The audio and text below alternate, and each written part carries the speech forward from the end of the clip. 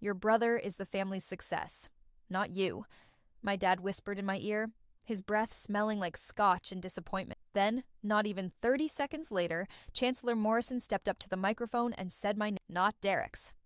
Mine. "Ladies and gentlemen, it is my honor to introduce Audrey Clark, the visionary curator whose groundbreaking exhibition secured the $10 million endowment that made the new Clark Arts Wing possible. Tonight, we immortalize her contribution to Columbia University and to the future of American art."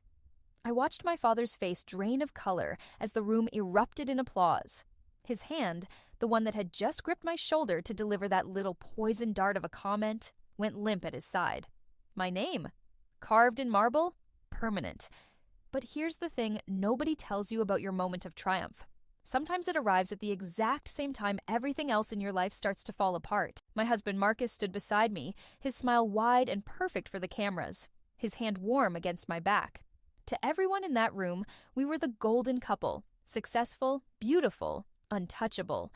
Our life in our Upper East Side apartment was a carefully curated, except I'd started noticing the cracks, like how Marcus had slipped away twice during the reception, his jaw tight, his voice low and urgent into his phone. When I asked him about it later that night, he kissed me and said it was just work stress. A Boston account that needs handling. When I pressed, his eyes went, "You're being paranoid, Audrey." Again. That word again, like I had a history of imagining things. Maybe I was paranoid. Maybe years of my father's dismissal had made me oversensitive. Maybe I was looking for problems where there weren't any. Or maybe my gut was trying to tell me something I wasn't ready to hear. Because what I discovered in the weeks after that night didn't just break my heart. It shattered my entire understanding of reality. It made me question every moment of my marriage, every decision I'd made, every time I doubted myself instead of him. This is the story of how I went from questioning my own sanity to orchestrating the most public, calculated, and devastating takedown Manhattan society has seen in years. It's ugly, it's painful, and it's not the kind of thing I ever thought I was capable of. But I need to tell it. Every detail, every lie, every moment, I should have seen it coming. So stay with me through this. It's a long story, and I'll need someone to witness it. If you want to make sure you hear how it all unfolds, and trust me, you're going to want to know how this ends, go ahead and follow the stories here. That way, you won't miss a single piece of what comes next. The credit card statement arrived on a Tuesday. I almost didn't open it. Marcus usually handled our finances. He was the numbers guy after all, the hedge fund manager who spoke fluently in derivatives and market trends. I focused on art, on things that couldn't be quantified in spreadsheets. That's how we divided our life. He managed the money, I managed the meaning. But that morning, he'd already left for work when the mail came, and something about the thick envelope from Chase made me pause. Maybe it was the weight of it. Maybe it was the way my hands trembled slightly as I held it, like my body knew something my mind hadn't caught up to yet. I made myself a cup of coffee, sat down at our marble kitchen island, opened it. Most of the charges were normal. Whole Foods, the dry cleaner on Lexington, my annual membership at the Met. Then my eyes caught on a line item that made my coffee go cold in my throat. Serenity Spa and Wellness Resort, Boston, MA. $5,047. The date was March 14th, a Thursday. I knew that date. I knew it because March 14th was the night I'd given my presentation to the Columbia Board, the one that secured the donation, the most important night of my professional life. Marcus had said he couldn't be there because he had an unavoidable conference in Chicago. He'd sent flowers to my office with a note.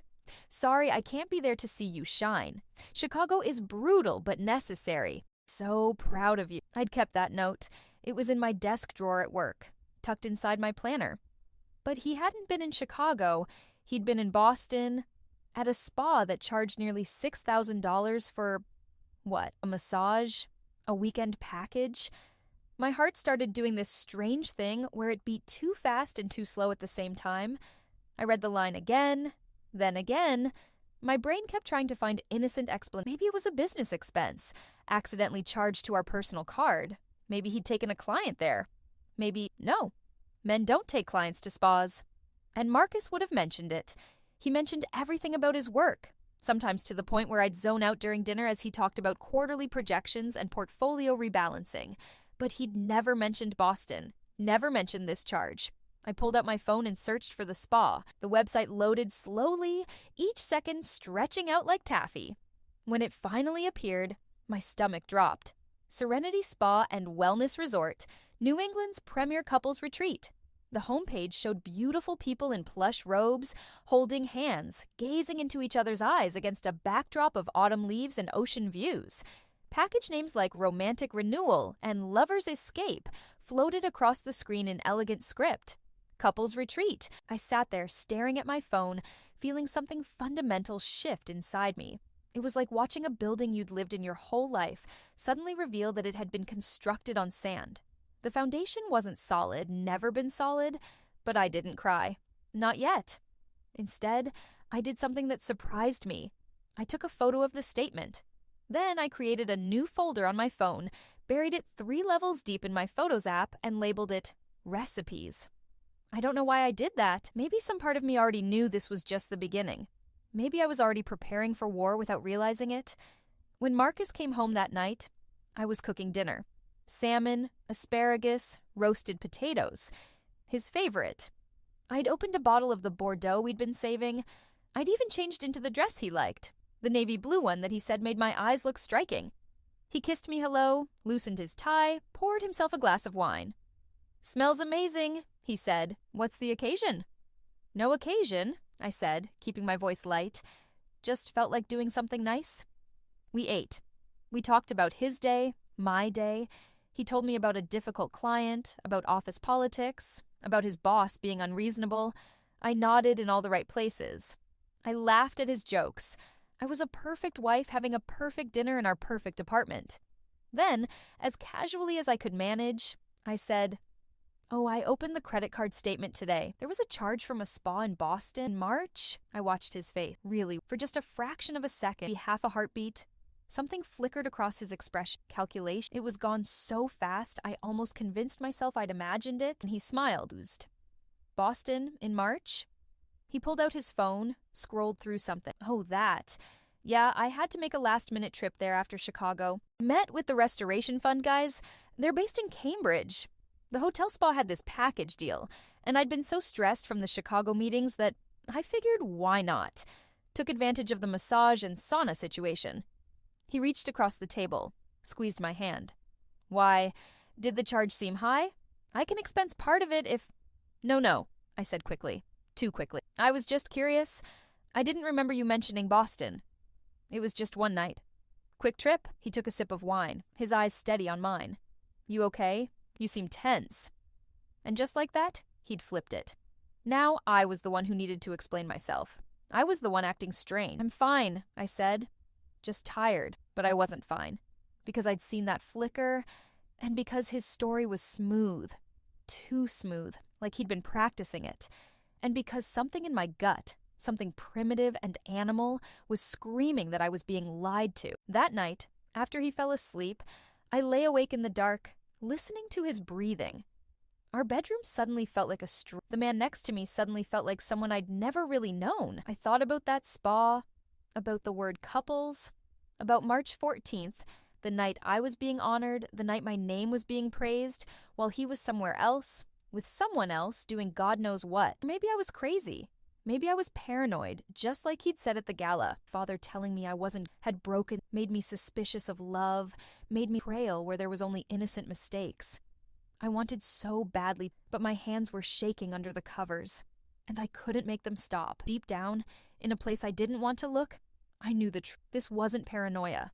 This was the sound of my perfectly constructed life beginning to crack. And once you hear that sound, you can't unhear it.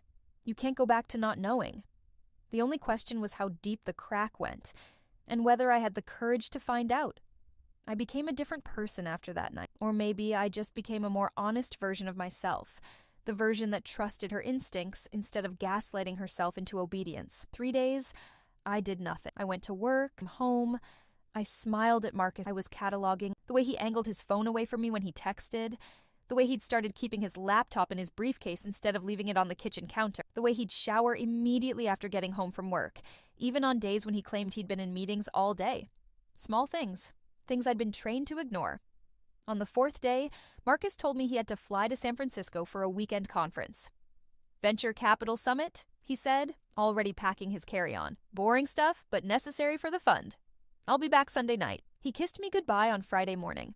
I watched from our apartment window as his car pulled away toward the airport, and then I did something I'd never done before in our 5 years of marriage. I called in sick to work, and I called Chloe. Chloe Martinez had been my best friend since Columbia, back when we were both broke graduate students sharing a studio apartment in Washington Heights that had more cockroaches than square footage. She'd gone into forensic financial analysis, the kind of work that involved tracking money for divorce lawyers and fraud investigations. She'd once told me, over drinks, that if you really want to know who someone is, follow their money. It never lies. She arrived at my apartment within an hour, carrying her laptop and a face that told me she already knew why I'd called. "Show me everything," she said. I showed her the credit card statement, told her about the Boston spa, about Marcus's explanation, about the way my gut wouldn't stop screaming that something was wrong. My voice cracked when I said, maybe I'm turning into one of those paranoid wives who— Stop! Chloe's voice was sharp. She grabbed my shoulders and looked me dead in the eye. Audrey, listen to me. Women's intuition isn't mystical bullshit. It's pattern recognition. Your subconscious is picking up on instances that your conscious mind is trying to rationalize away because you've been conditioned to doubt yourself. Trust what you're feeling. She opened her laptop. Do you have access to your bank accounts? Joint accounts, yes. But Marcus has his own business accounts that I'm not on. That's fine. We start with what we can see. Her fingers flew across the keyboard. I need you to log in to everything you have access to. Credit cards, checking, savings, investment accounts. All of it. It took 20 minutes to pull up all our accounts. I sat next to Chloe on the couch, watching her work. She didn't say anything for a long time, just scrolled and clicked, her expression getting darker with each passing minute. Finally, she sat back. Audrey, when was the last time you actually looked at your bank statements? Like, really looked? I don't know. Marcus handles— Yeah, that's what I thought. She turned the laptop toward me. Look at this. She'd pulled up our joint savings account, the one we'd been building for years, the one that was supposed to have almost $600,000 in it. Money from my inheritance when my grandmother died, money from bonuses and careful saving, our future, our security. The balance showed $127,442 odd 18s. I stared at the number. It didn't make sense. It couldn't be right. That has to be an error. We had over $500,000. I know. Look at the transaction history. She scrolled through months of withdrawals. 10,000 here, 15,000 there, 25,000, 30,000. All of them labeled as transfers or investment allocations. All of them authorized by Marcus. The room started spinning. Where did it go? That's what I'm going to find out. Chloe's voice was grim. But Audrey, men don't drain savings accounts for no reason. This is either a gambling problem, a drug problem, or another woman. The words came out flat, dead. Let's not jump to conclusions yet. But I need to look deep. I need you to find me anything that might have account numbers, passwords, anything he's kept. I thought about Marcus's home office, the one room in our apartment he'd insisted remain his space. I'd respected that boundary. I'd never snooped, never questioned, never violated his privacy, but he'd violated our entire life together. I stood up. Follow me. His office was immaculate, as always. Mahogany desk, leather chair, walls lined with books about finance and leadership that I suspected he'd never actually read. His laptop was gone, in San Francisco with him. But his file cabinet was here, locked. Do you have a key? Chloe asked. I shook my head. Then I grabbed a letter opener from his desk drawer and jammed it into the lock. It took 3 tries, and I probably broke something in the mechanism, but I didn't care. The drawer popped open. Inside were files. So many files. Bank statements from accounts I didn't know existed, credit card bills for cards I'd never seen, receipts, hotel bookings, restaurant charges, and then, tucked in the very back, a folder labeled BOS Property. My hands were shaking so hard I could barely open it. Inside were mortgage documents for a condo in Boston's Beacon Hill neighborhood. Purchase price, $890,000. Down payment, $180,000. Buyer, Marcus Bennett. The purchase date was 2 years ago. He bought a condo in Boston, I whispered, with our money, 2 years ago. Chloe took the folder from me, her jaw tight. She flipped through the pages, then stopped. Audrey, look at this. It was a utility bill for the Boston address. electric and gas. But what made my blood turn to ice was the name on the account. Marcus Bennett and Simone Lawson. Not Marcus Bennett and Audrey Clark. Simone Lawson. "Who the hell is Simone Lawson?" Chloe said. I couldn't speak, couldn't breathe. My vision was tunneling, black spots dancing at the edges. I sat down hard on the floor, the papers scattered around me like evidence at a crime scene. Chloe was already on her laptop, typing furiously. I'm searching her name. Simone Lawson, Boston. Okay, here. LinkedIn profile. She's a nonprofit director. Works for the Boston Arts Collective. Oh my God, Audrey, she looks just like you. She turned the laptop toward me. On the screen was a woman in her early 30s with long dark hair, brown eyes, delicate features. She could have been my sister. She was even wearing the same style of glasses I wore. He had a type. Or worse, he'd found a replacement. A newer model in a different city. There's more, Chloe said softly. She showed me her screen. She'd pulled up Simone Lawson's Facebook page. It was mostly private, but the profile picture was public. It showed Simone standing in front of the Boston Harbor, smiling, her hand extended toward the camera to show off an engagement ring. The caption, dated 6 months ago, read, "He finally asked. Can't wait to spend forever with my best friend. Tagr engaged. Boston love." The comments below were full of congratulations. Friends asking about wedding dates. Someone asking if Marcus is as excited as you are. Marcus. My husband was engaged to someone else, while married to me, while sleeping next to me every night, while kissing me goodbye every morning. I was going to be sick. Audrey. Chloe was next to me, her hand on my back. In and out. Slow. Stay with me. But I couldn't, because the betrayal was so much bigger than I'd imagined. This wasn't an affair. This wasn't a mistake. This was a double life. A constructed reality where I was the fool, the bankroll, the woman in New York who didn't know she was financing her husband's entire other existence. How long? I managed to choke out. How long has this been going on? Chloe looked back at the documents, based on when he bought the condo. Years. Maybe longer. 2 years. 2 years of lies. 2 years of him coming home to me after 2 years of family dinners and charity galas and vacation photos where I smiled like an idiot, believing I was loved. The humiliation was worse than the heartbreak because it meant I'd been blind, stupid, the kind of woman people would pity and gossip about. Can you believe she had no idea? For 2 whole years. Then something else hit me. The spa. The couple's retreat in Boston. That was them. In March, when I was at Columbia being honored, he was there with her. Probably, Chloe said gently. I started laughing. It came out harsh and broken, but I couldn't stop. I kept his note, the one about being proud of me. I kept it in my desk like it was something precious. Chloe didn't say anything. She just held my hand while I laughed and cried and felt my entire world reconfigure itself into something unrecognizable. After a long time, I wiped my eyes, stood up, looked at the scattered papers covering Marcus's office floor, the evidence of his betrayal, his theft, his complete and utter disregard for me, and I felt something new cut through the grief. Something cold and sharp and clarifying. Rage.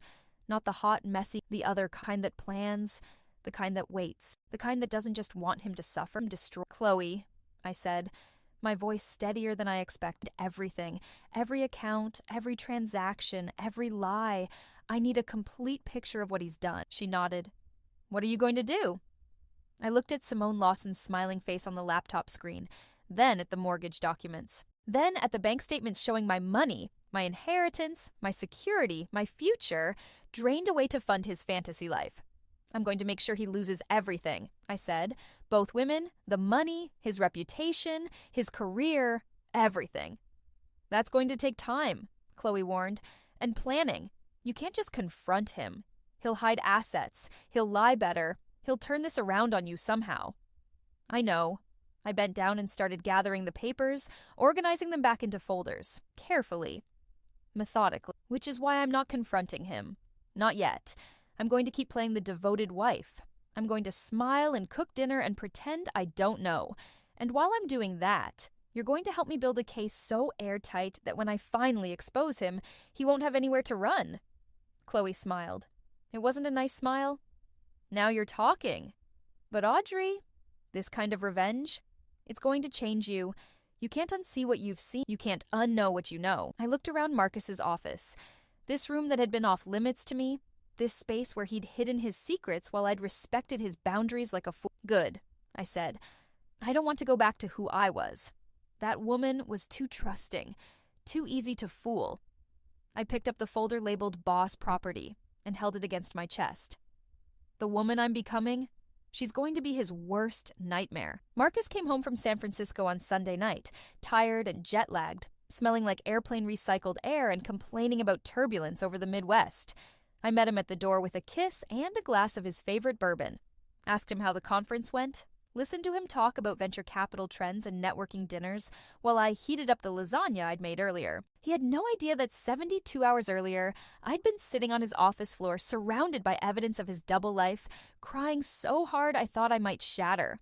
Now I just smiled and nodded and asked if he wanted garlic bread with dinner. That's what those first 2 weeks were like. I became an actress in my own life, playing the role of Audrey Clark, devoted wife, while the real me, the one who knew everything, watched from somewhere deep inside, taking notes, waiting for the right moment. Chloe had told me that the key to exposing Marcus wasn't just having evidence, it was about timing and strategy. We needed to understand the full scope of what he'd done moves, because once I showed my hand, he'd go into damage control. We'd only get one shot at this. So I played along, and I watched him more carefully than I ever had before. It was astonishing, really, how much I'd missed, or maybe how much I'd chosen not to see because seeing it would have meant dealing with it. Like how he always kept his phone face down on surfaces. How he'd suddenly developed a passion for morning runs, something he'd never done in our entire relationship that always seemed to involve him taking his phone and disappearing for 45 minutes. How certain nights he'd stay up late in his office with the door closed, claiming he was working on portfolio projections, but I never heard the sound of typing, just the low murmur of his voice.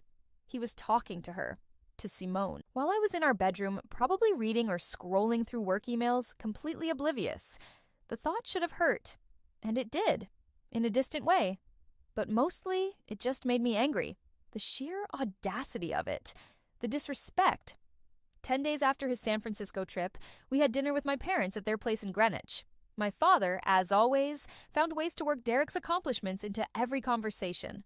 How Derek had just closed a major deal at Goldman. How Derek was being considered for partner. How Derek had such a bright future ahead. I used to let those comments sting. Used to feel small and inadequate, like I'd never measure up no matter what I achieved. But that night, sitting at my mother's dining table with my wedding ring feeling like a joke on my finger, I felt nothing but contempt for all of it.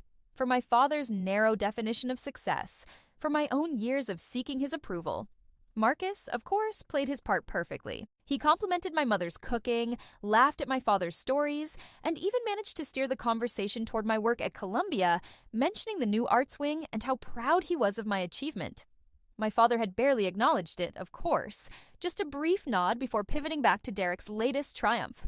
On the drive back to the city, Marcus reached over and squeezed my hand, told me that my father was impossible, that I shouldn't let his dismissiveness get to me, that my work mattered just as much as Derek's even if our dad couldn't see it. I looked at him as he drove, his profile illuminated by the passing streetlights on I-95, for how he did it. How he could sound so sincere while living a lie so massive it had required hundreds of thousands of dollars and an entirely separate identity to maintain. The answer came to me then. Cold was a sociopath, or at least someone so fundamentally broken that narratives. He probably told himself that what he was doing wasn't really wrong, that he deserved both lives, that I was too focused on my notice, so it didn't count as betrayal. Men like Marcus always had a way of making their actions someone else's fault. 2 weeks into my performance, I made a calculated decision. I needed to see how far his lies went, how much he'd risk. So one night, over wine on our couch, I told him I'd been thinking about something. I said I wanted to start trying for a baby. His reaction was everything I needed to confirm what I'd suspected. For just a moment, less than a second, his face went not surprised or delighted or thoughtful, just blank, like his brain was computing something and temporarily unable to maintain the facade. Then he recovered, smiled, pulled me close and said he thought it was a beautiful idea, but maybe we should wait just a little longer. His fund was going through a critical growth and he wanted to be present for a child, not distracted by work. Maybe in another year or so when things settled down. It was a perfectly reasonable answer, thoughtful even. considerate of both our lives. Except I knew that he couldn't have a baby with me because he was planning a future with someone else. Simone Lawson didn't know I existed, which meant he was eventually going to leave. This marriage had an expiration date in his mind. He was just waiting for the right moment to execute his exit strategy. Probably after he drained a little more money from our accounts first, I told him I understood, kissed him, and said we let him think he'd handled it perfectly. But inside, I was cataloging one more piece of evidence, one more lie, one more reason why what I was planning was justified. The breakthrough came 3 weeks into my investigation, and it happened entirely by accident. Marcus had left his Apple Watch on the bathroom counter while he showered. He usually took it everywhere, but he'd forgotten it this and I, carrying my coffee past the bathroom door, happened to see it light up with a notification. A text message. Just a preview, but enough. The name on the screen said, Sean, Boston office. But the message preview said something that made my heart stop. Can't wait to see you this weekend, baby. I've missed preview cutoff there. But it was enough. Marcus didn't have anyone named Sean in his contacts. I'd seen his phone enough times to know that. Which meant he'd saved Simone's number under a fake name, man's name. So that if I ever happened to see a text pop up, I wouldn't think twice about it. He'd thought of everything, every detail, every possible way I might catch him. The shower was still running. I picked up the watch, my hands steady now, and tried to open the message, but it required his passcode. I tried our anniversary, his birthday, my birthday. Nothing worked. Then I remembered something. Years ago, when we first started dating, Marcus had told me about his childhood dog, a golden retriever named Cooper who died when Marcus was 16. He'd loved that dog more than anything, he'd said. Still missed him. I typed in COOPER. The watch unlocked. I opened the messages, scrolled past work emails and notifications from his gym, and found the thread labeled Sean, Boston office. It wasn't Sean, obviously. Every message was from Simone. Months and months of them. Love texts, sexy texts, texts about wedding planning and honeymoon destinations, and how excited she was to start their life together officially, and texts about me. One from 2 months ago. I know you're still waiting for the right time to tell her. I trust you, but it's getting harder to wait. Think you'll file for divorce. Marcus's response. Soon, baby, I promise. I just need to make sure the financial transition is smooth. She's got her own money from the museum work. She'll be fine. I'm just protecting us. Another text from 6 weeks ago. Your sister called me again. She's so sweet. I can't wait to meet the rest of your family at Thanksgiving. Does Audrey know about us yet? His response. My sister knows I'm leaving Audrey. Don't worry. She's on our side. And Audrey doesn't know yet, but she will soon. I'm just waiting for her big exhibition to be over. Don't want to ruin her professional moment. After that, I'll tell her everything. I stood there in our bathroom, my husband showering 6 feet away, reading messages about my own life as if I were a problem to be managed. An obstacle. He'd told Simone I'd be fine because I had museum work, as if my career could replace a marriage, as if financial independence meant I wouldn't be devastated by betrayal. He'd told his sister knew and had met Simone, had welcomed her into the family while I remained the clueless wife back in New York. He was planning to tell me after my exhibition was over. How generous, how considerate of him to wait until I'd had my professional moment before destroying my personal life. The water shut off in the shower. I quickly closed the messages, locked the watch, and set it back down exactly where I'd found it. Then I walked out of the bathroom, my coffee still in hand, my face carefully neutral. Marcus emerged a few minutes later in his towel, smelling like expensive soap. He picked up his watch, strapped it on, and kissed my forehead as he passed me on his way to the bedroom to dress for work. I had no idea what I'd just seen. No idea that his careful system of lies had just fallen apart because of one forgotten watch and one remembered childhood pet.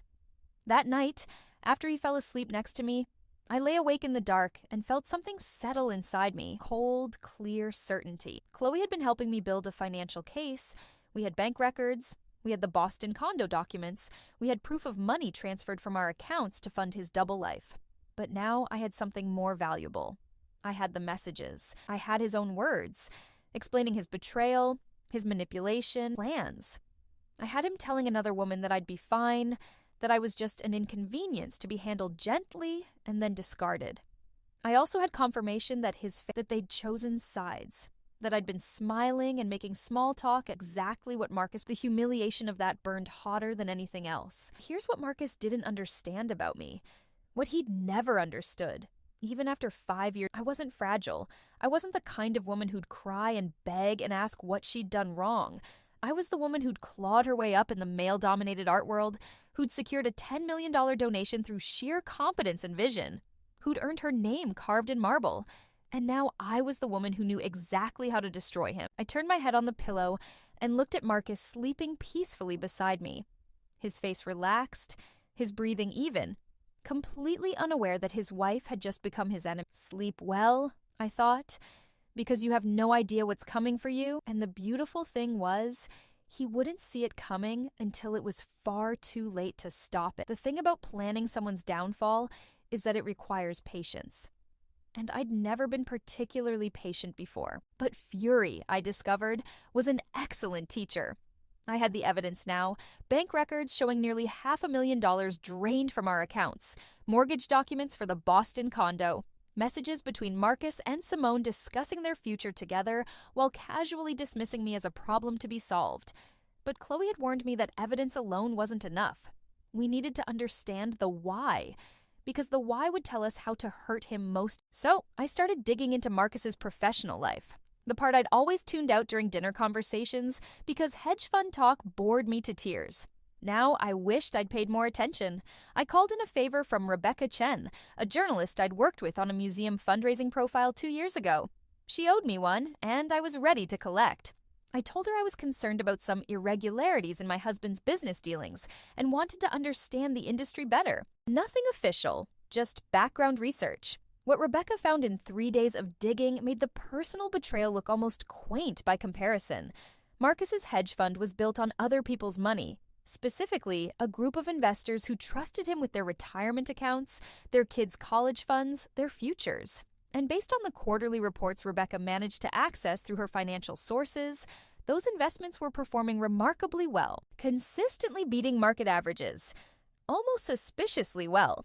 I met Rebecca at a coffee shop in the West Village, far enough from my usual haunts that I wouldn't run into anyone I knew. She slid a folder across the table, her expression grim. She explained that Marcus's fund was showing returns that didn't match the actual market conditions. The numbers were too perfect, too consistent. Either he was the greatest financial mind of his generation, or he was cooking the books. She suspected the latter. But proving it would require forensic accounting and probably an SEC investigation. My hands tightened around my coffee cup. So not only was Marcus stealing from me personally, he was likely defrauding his investors, the people who trusted him with their life savings. Rebecca leaned forward and told me that if even half of what she suspected was true, Marcus wasn't just looking at divorce court, he was looking at federal prison. I sat back in my chair processing this new information. Part of me felt vindicated. His corruption went so much deeper than I'd imagined. But another part felt sick, because his investors were real people, people with families, people who'd believed in him the same way I had.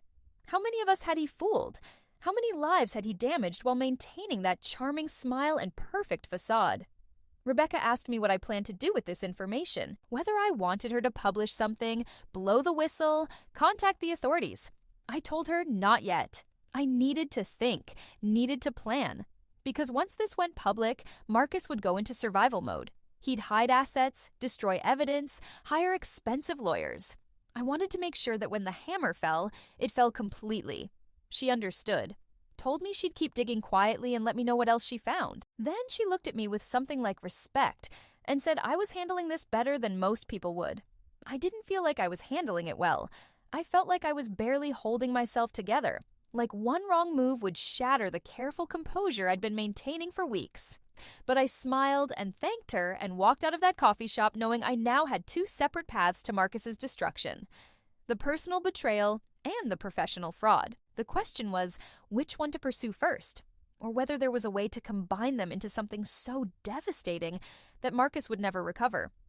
That night, lying in bed next to him while he scrolled through his phone, probably texting Simone, I made my decision. I wasn't just going to expose him, I was going to dismantle his entire life. Every lie, every theft, every person he'd manipulated. I was going to make sure that when this was over, his name would be synonymous with fraud, and I was going to do it in front of everyone who mattered, because Marcus had built his success on appearances, on being the charming, trustworthy husband and businessman, on making people believe in him. I was going to take that away, publicly, brutally, permanently. The only question left was, how? The breakthrough came from the most unexpected source, Marcus's own arrogance. It was a Thursday night, and we were hosting a small dinner party at our apartment. Just 6 people, 2 couples from Marcus's fund, and one of my colleagues from the museum with her husband. The kind of evening we'd done 100 times before. Expensive wine, catered food from that Italian place on Madison, conversation that floated between art world gossip and financial market predictions. I played my role perfectly. The gracious hostess, the supportive wife, the woman who laughed at the right moments and kept everyone's glasses filled. Nobody in that room had any idea that I spent my days building a case against the man pouring their wine and talking about market volatility. But then something happened that changed everything. One of the investors, a man named Patrick Drummond, who'd been with Marcus's fund since the beginning, made an offhand comment about quarterly returns. He said something about how impressed his father-in-law had been with the numbers, how his whole family was now considering moving their accounts to Marcus's fund based on his recommendation. Marcus's face did that thing again. That microsecond of blankness before the smile clicked back into place. And he said something that made my blood run cold. He told Patrick that was wonderful, but maybe they should wait until after the first quarter of next year. He claimed there was some restructuring happening, some strategic repositioning that might cause temporary fluctuations. Better to wait until things stabilized, then bring in new family money. The other investors nodded like this made perfect sense. Prudent advice from a careful fund manager, but I knew better. Marcus wasn't being cautious. He was stalling, because if Rebecca's suspicions were correct, if he was falsifying returns, then bringing in more investors meant more money he'd have to account for, more lies to maintain, more exposure to getting caught. He was trying to slow down his own scam before it collapsed under its own weight. After everyone left and we were cleaning up, Billy mentioned how thoughtful it was of him to advise Pat. Marcus kissed my temple and said he just wanted to make sure he could deliver the best possible returns for people he cared about. The lie came so easily, so naturally, like breathing. I excused myself to the bathroom and immediately texted Chloe, told her what I'd heard, asked her what it meant. Her response came back within minutes. It meant Marcus knew his fund was in trouble. It meant he was trying to buy time, and it meant we needed to move faster than I'd planned, because if the fund collapsed on its own before I could execute my plan, Marcus might actually be able to play the victim, claim he was trying his best, that market forces were beyond his control, that he'd made mistakes, but had good intentions. Couldn't let that happen. The next morning, I did something I'd been avoiding. I called Simone Lawson. My hands shook as I dialed the number I'd found in Marcus's watch. I'd rehearsed what I'd say a dozen times, but when I actually heard her voice answer, bright and unsuspecting, all my prepared words evaporated. I told her my name was Jennifer Hartley and that I was calling from Columbia University's development office. Said we were doing background research on major donors and their families, and that her fiancé Marcus Bennett had been mentioned as someone with strong ties to the arts community. The lies came easier than I expected. Maybe I'd learned from the best. Simone was immediately warm and talkative. She told me about how Marcus was so supportive of her work with the Boston Arts Collective, how they'd actually met at a nonprofit gala 3 years ago, how he'd been such an advocate for arts funding in Boston. 3 years, not 2. 3 years this had been going on. I kept my voice steady and asked about their wedding plans. She launched into an enthusiastic description of their venue, a historic estate in the Berkshires, and how they were planning for next June. She even mentioned that Marcus's family was helping with costs, which was such a blessing because nonprofit work didn't exactly pay well. His family helping to pay for his wedding to another woman while I sat in New York believing I was his wife. I thanked her for her time and ended the call before my voice could crack. Then I sat in my office at the museum, door closed, and let the full weight of it crush me. 3 years, a wedding venue booked, his family financially contributing to his life with her. This wasn't a mistake or a moment of weakness. This was systematic, calculated. He'd built an entirely separate existence and was preparing to transition into it permanently, and I'd been nothing but a convenient source of funding for it all.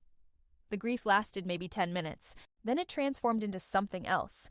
Something sharp and clear and absolutely certain. I called Chloe and told her everything. The dinner party revelation about the fund, the phone call with Simone, the timeline that kept getting worse. She listened quietly, then asked me one question. Was I ready to do this? Really ready? Because once we started, there was no going back. I looked around my office, at the awards on my wall, at the photo of the Columbia Arts Wing with my name on it, at the career I'd built through competence and vision and sheer determination to prove I was more than my father's disappointment. Marcus had thought I'd be fine because I had my work. Like my professional success made me immune to personal devastation. Like achieving something meaningful meant I wouldn't care about being betrayed and humiliated and stolen from. He was wrong about all of it. I told Chloe I was ready, more than ready. She said she'd start preparing the documents, the financial evidence, the timeline of fraud, the proof of his double life, everything we'd need to destroy him completely. And then she asked me one more question. How did I want to do this? Private confrontation? Legal filing? Anonymous tip to the SEC? Thought about it. Really thought about it. About what would hurt Marcus most. What would strip away everything he'd built. And then I knew exactly how this needed to end. I told Chloe I wanted to expose him publicly at an event, somewhere he couldn't escape, couldn't spin the narrative, couldn't charm his way out of consequences. She asked me if I had something specific in mind. I smiled, because I did.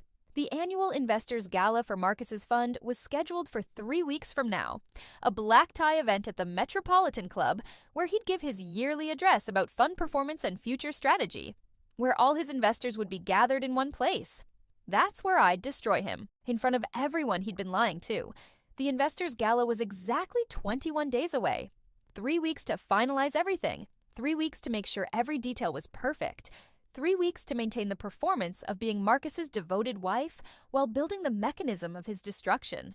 Chloe worked around the clock, pulling together our evidence package. She enlisted 2 of her colleagues from her forensic accounting firm, people she trusted completely.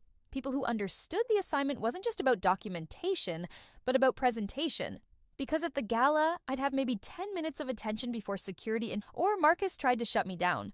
Those 10 minutes needed to be devastating. We organized everything into categories: financial fraud, personal betrayal, timeline of deception. Each section backed by documents, screenshots, bank records, everything cross-referenced and verified.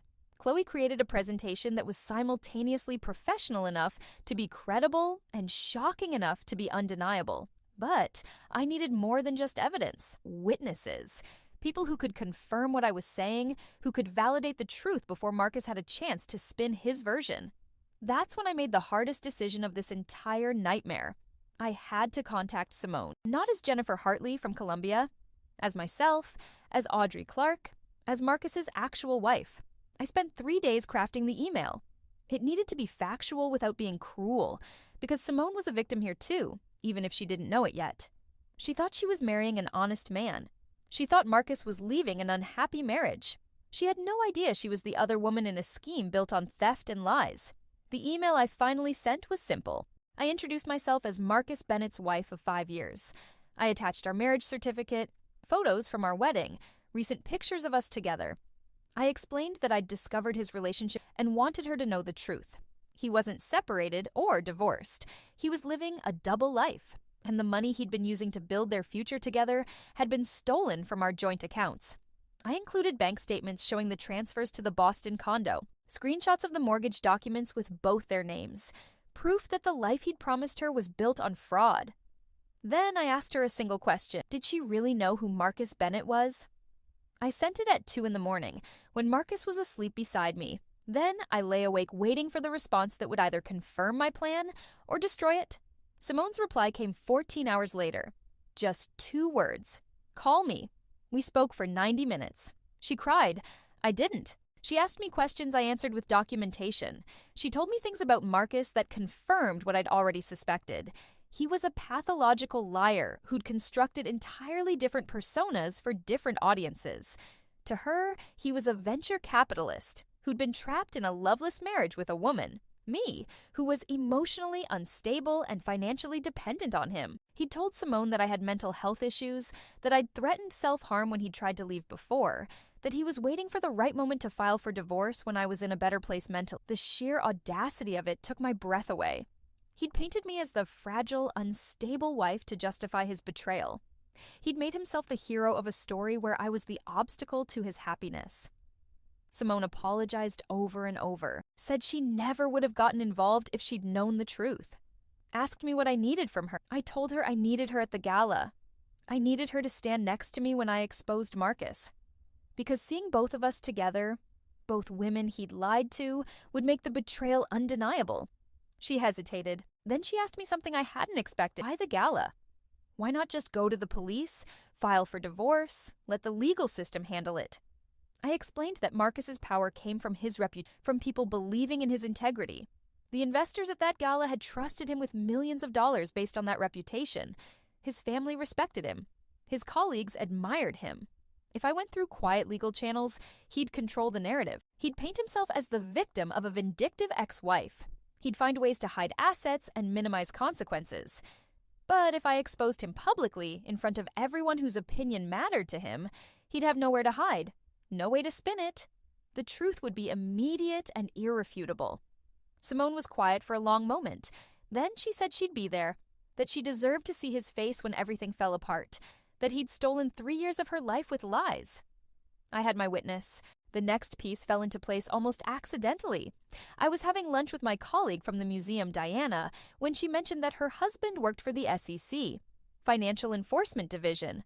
I'd known he was in finance, but never paid much attention to the specifics. Now I paid very close attention.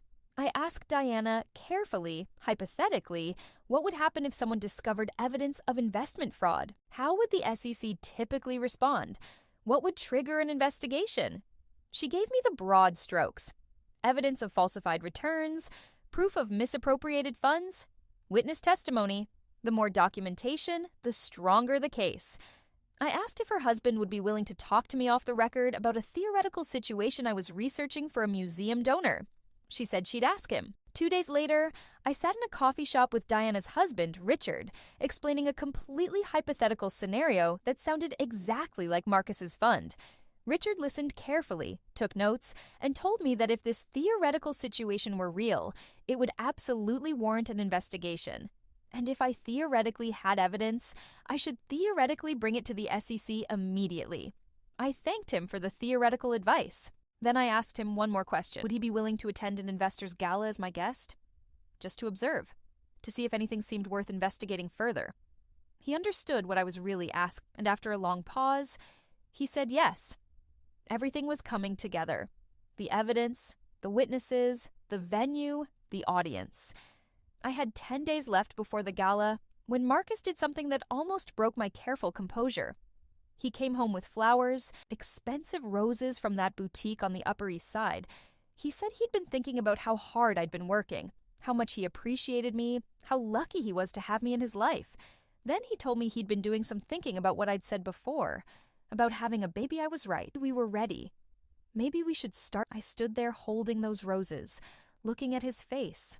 So sincere, so loving. I realized he'd sensed something, some shift in my some subtle change in how I responded to him. He was course correcting, giving me what I'd asked for, trying to keep me invested in the marriage. Because if I was focused on getting pregnant, I wouldn't be focused on anything else, like where our money was going, or why he spent so much time in Boston.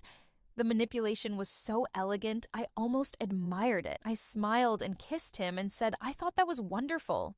That I loved him, that I couldn't wait to start our The lies tasted like ash in my mouth, but I said them anyway, because I only needed to maintain this performance for 9 more days. 9 days until the gala, 9 days until I stood up in front of Manhattan's financial elite and showed them exactly who Marcus Bennett really was. 9 days until I took everything from him the way he'd taken everything from me. I put the roses in water and watched Marcus loosen his tie, talking about his day, completely confident that he had me exactly where he had no idea I was counting down the hours until his destruction. God, I couldn't wait. The Metropolitan Club glittered with old money and new ambition. Crystal chandeliers, marble columns, men in tuxedos, and women in gowns that cost more than most people's monthly rent. Marcus's annual Investors Gala was always extravagant, but this year felt different, bigger, more important, because Marcus had promised his investors something special tonight, the unveiling of a new growth strategy that would take the fund to unprecedented levels. He had no idea how right he was about tonight being unforgettable. I'd spent 3 hours getting ready, hair styled in soft waves, makeup flawless, wearing a red gown that Marcus had once said made me look powerful. I wanted to look powerful tonight. I wanted everyone in that room to remember exactly how I looked when I dismantled. Marcus couldn't stop touching me as we arrived, his hand on my lower back, his lips against my temple, whispering how beautiful I looked, how proud he was to have me by his side, how tonight was going to change everything for us. He was right about that last part. We moved through the crowd, Marcus shaking hands and accepting congratulations. His investors loved him, trusted him, believed every word he said. I watched him work the room with that easy charm, that confident smile, and I felt nothing but cold certainty.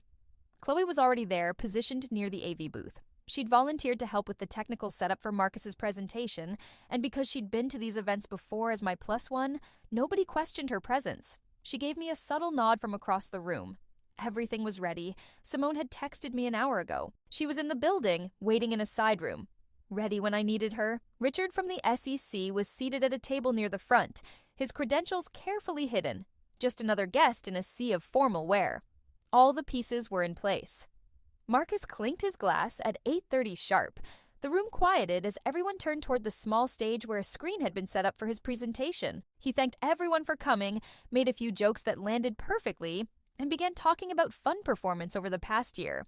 The numbers on his slides were impressive. Consistent growth, strong returns, everything his investors wanted to hear.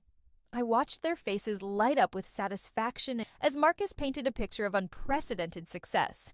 Then he started talking about the future, about expansion opportunities, about bringing in new investors and scaling the fund's impact. He was building toward his big announcement, his voice confident and commanding.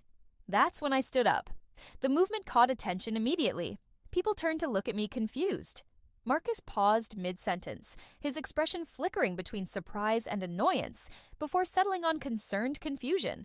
He said my name like a question, like I'd stood up by accident and he was trying to help me sit back down gracefully. I walked toward the stage, my heels clicking against the marble floor, the only sound in the suddenly silent. My heart was pounding so hard, I could feel it in my throat, but my hands were steady. I reached the stage and turned to face the crowd.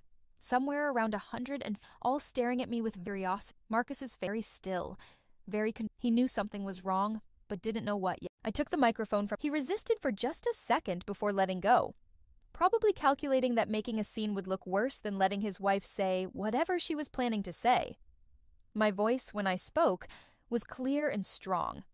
I thanked everyone for being here tonight. Said I knew they'd come to hear Marcus talk about the fund's future, but I thought they deserved to know the truth about its present first. Marcus's hand came toward me, reaching for the microphone. I stepped away from him and kept talking.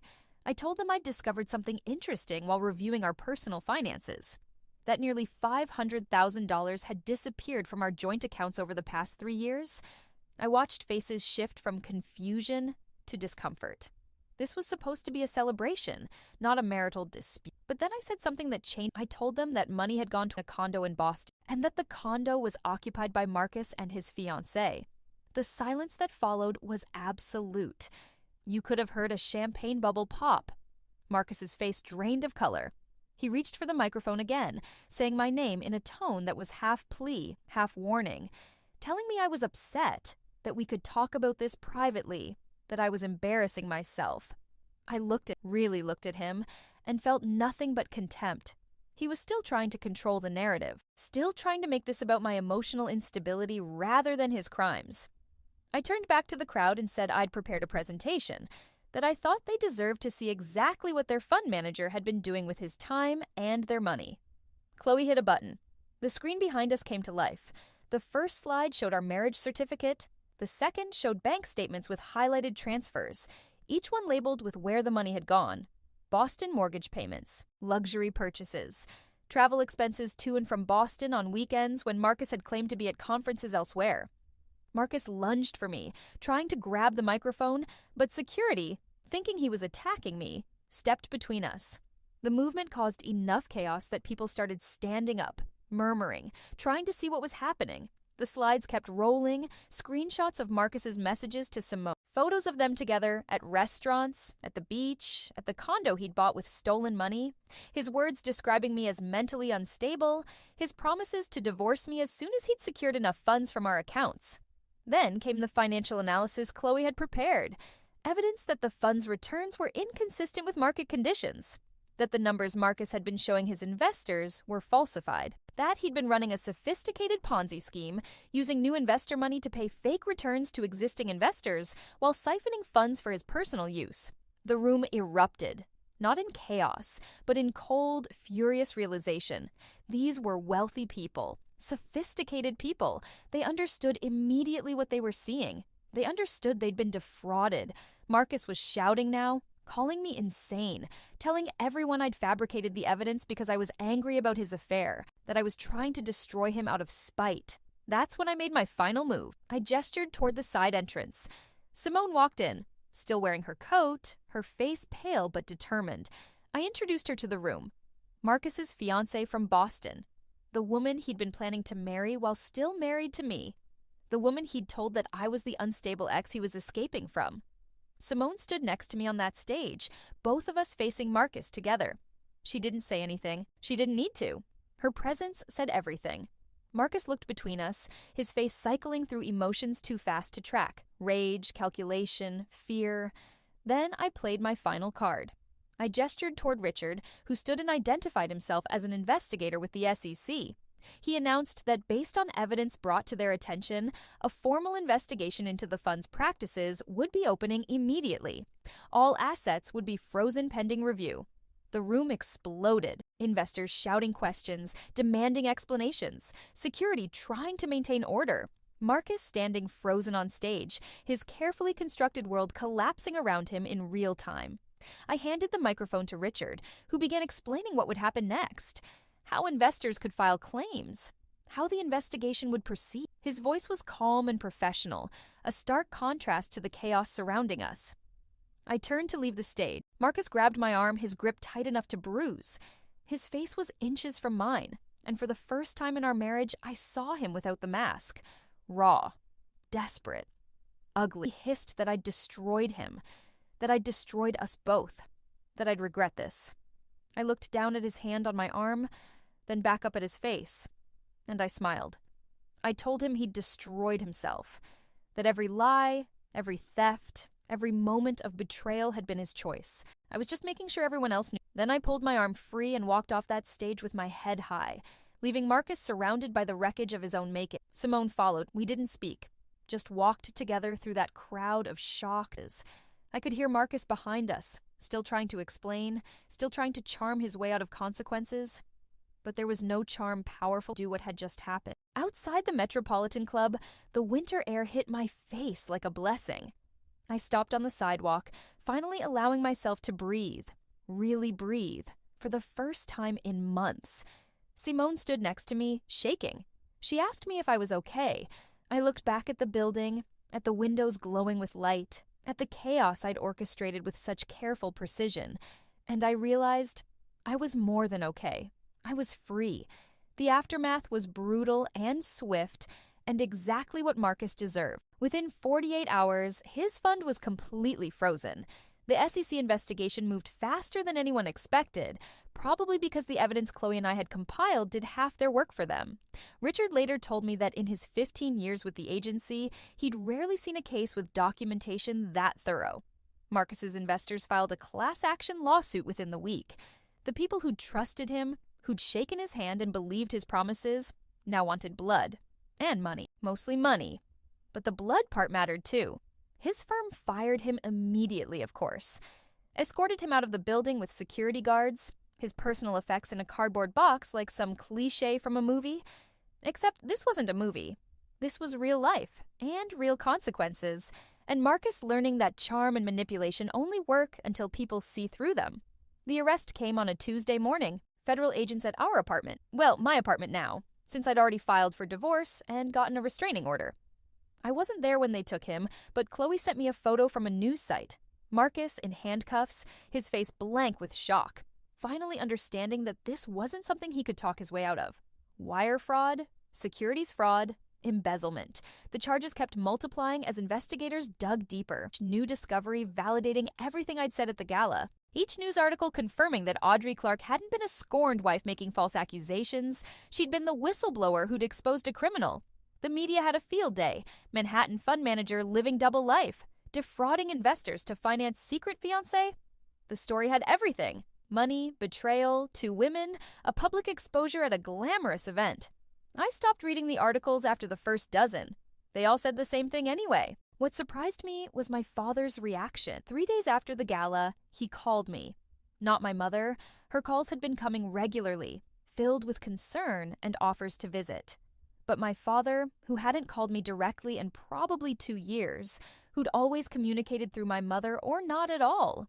He told me he'd seen the news, that he'd had no idea what Marcus was doing, that he was sorry for not seeing it, for not protecting me. Then he said something I'd waited my entire life to hear, that he'd been wrong about me, that watching me stand up in front of that room and expose the truth with such precision and courage had made him realize he'd underestimated me my whole life, that I was stronger and smarter than he'd ever given me credit for.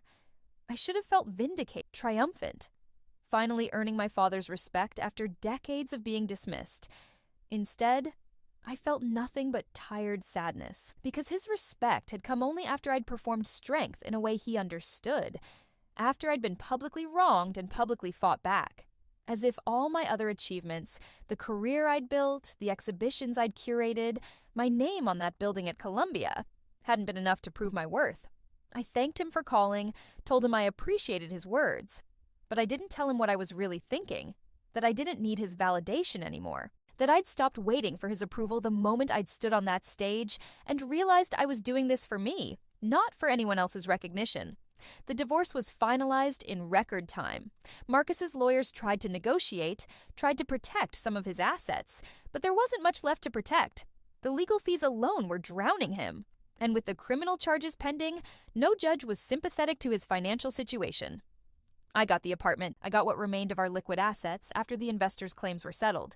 I got my freedom and my name back. I'd already started using Clark exclusively, dropping the Bennett that had never felt quite right anyway. Marcus got a court date and a public defender because he could no longer afford private counsel. Simone reached out a few times in those first months. We met for coffee once. 2 women trying to process the fact that we'd both loved the same man, except the man we'd loved had never really existed. He'd been a performance, tailored to what each of us needed to see. She told me she'd gone to therapy, that she was trying to trust her own judgment again, that she was angry at herself for not seeing the signs, even though there was no way she could have known. I understood that anger at yourself for the constant replaying of moments, wondering how you missed the obvious lies. But here's what I learned, sitting in that coffee shop with Simone. We didn't miss the signs because we were stupid or naive. We missed them because Marcus was exceptional at manipulation, because people like him study their targets, learn what they want to hear, and become exactly what they need. It wasn't a failure of our intelligence or intuition. It was the success of his deception. That realization helped more than I expected. 6 months after the gala, I stood in the Clark Arts Wing at Columbia looking at a new exhibition I'd curated. It was about transformation, about things that look beautiful on the surface, but reveal complexity and sometimes darkness when you look closer. About facades and the courage it takes to see reality. The critics loved it, called it my most mature work, said it had depth and emotional resonance that my previous exhibitions had lacked. They had no idea how personal it was. My phone buzzed with a text from Chloe. Marcus had been sentenced that morning. 12 years in federal prison, restitution payments he'd never be able to afford, his name permanently associated with fraud and betrayal. I should have felt satisfaction. Victory, the sweet taste of revenge, but standing in that gallery, surrounded by art that meant something, that would outlast all of this drama, I realized I felt something else entirely. Relief that it was over, that Marcus could never hurt me again, that I'd taken my power back in the most complete way possible, but also relief that I could finally stop carrying the weight of his betrayal, stop defining myself by what had been done to me. Because here's the truth nobody tells you about revenge. It's satisfying in the moment, but it doesn't heal you. Destroying Marcus hadn't fixed the parts of me that had been damaged by his lies. It had just cleared the space for me to finally do that work myself. I'd spent so many years trying to prove I was valuable, first to my father, then to Marcus, then to everyone who doubted. But standing in that gallery with my name on the wall and my vision brought to finally understood something fundamental. I'd always been valued. I'd always been enough. Couldn't see it, weren't the measure of my worth. They were just people with limited vision. That night, apartment. No longer our apartment, just mine. And I sat on my couch with a glass of wine and let myself feel everything I'd been holding back for months. The loss of who I'd thought Marcus was. The loss of the future I'd imagined. I cried until I couldn't cry anymore. And then I slept for 12 hours straight. When I woke up, something felt different, lighter. Like I'd finally set down a weight I'd been carrying without realizing it. I made coffee, opened my laptop, started sketching ideas for my next exhibition. This one wouldn't be about betrayal or facades. It would be about resilience, about women who'd survived impossible things and built beautiful lives from the wreckage. My phone rang. It was Diana from the museum, calling to tell me that a major donor wanted to meet with me about funding a new contemporary art program. They'd specifically requested me because of my work on the Clark wing, because of my reputation for vision and integrity. The word Marcus had traded away for money and power and the ego boost of living two lives. The word I'd fought to reclaim by standing on that stage and telling the truth, no matter the cost. I took the meeting, I built the program, I kept creating and curating and proving, mostly to myself, that I was more than my worst moment, more than the woman who'd been betrayed, more than the victim of someone else's. 2 years after the gala, I was invited to speak at a women's leadership conference. They wanted me to talk about overcoming adversity, about standing up for yourself, about fighting back when the world tells you to stay quiet. I stood on that stage, a different stage, but still a stage, and I looked out at hundreds of faces. Women who'd survived their own versions of Marcus, their own betrayals and losses and moments of devastating. And I told them the truth, that revenge feels good, but healing feels better. That exposing the people who wrong you is powerful, but building a life they can never touch is more powerful. That the best victory isn't destroying your enemies, it's becoming so completely yourself that their opinion of you becomes irrelevant. After the speech, women lined up to talk to me, to share their stories, to thank me for giving them permission to be angry and strategic and unforgiving when necessary. One woman, probably in her late 30s, asked me if I ever regretted what I did to Marcus, if I ever wished I'd handled it differently. I thought about it, really thought about it, about that moment on the stage when I'd taken the microphone and chosen exposure over silence, about the months of planning and the cold satisfaction of watching his world collapse. And I told her I didn't regret it, not for a second, because Marcus had built his life on lies, and someone needed to tell and if that someone had to, then so be it. But I also told her that the revenge was just the beginning, that the real work came after, the work of forgiving yourself for not seeing it sooner, the work of trusting again, the work of building something new from the foundation of who you are, not who someone else told you to be. That's the work I'm still doing, every day. And it's harder than any revenge plot, but it's also more real, more lasting, more mine. So here's what I want you to know. If you're listening to this story from wherever you are in the world, you are not defined by what was done to you. You are defined by what you do next, by the life you build, by the truth you tell, by the version of yourself you become. Finally stop performing, never appreciate you anyway. I walked away from Marcus with my head high and my name on a building, and the certain knowledge that I'd survived the worst thing I thought could happen. And not only survived, I'd won. Not because his reputation was destroyed, because I was still creating, still building, still becoming more myself every single day. That's the victory that matters. That's the ending that counts. And if you're going through your own version of this story right now, if you've just discovered the betrayal, or you're in the middle of planning what comes next, or you're standing on the other side wondering if you'll ever feel normal again, I want you to know something. You will survive this. You will rebuild. You will become someone stronger and clearer and more absolutely yourself than you ever thought possible. I'm proof of that. My name is Audrey Clark, and I'm the woman who destroyed her husband's life with a PowerPoint presentation. But more importantly, I'm the woman who built a new life of that destruction. And that's the story that really matters. So if you've been following along this whole, thank you for witnessing. Drop a comment and let me know where you're watching from. What city, what corner of the world? Because we're all in this together, aren't we? All trying to survive our own versions of impossible things. All trying to become who we're meant to be, despite the people who try to stop us. And if this story meant something to you, if it helped you feel less alone in your own struggle, go ahead and subscribe, because there are more stories to tell, more truths to share, more women who need to know they're not the only ones fighting battles no one else can see. You're not alone. You're not crazy. You're not overreacting. You're surviving. And that's more than enough.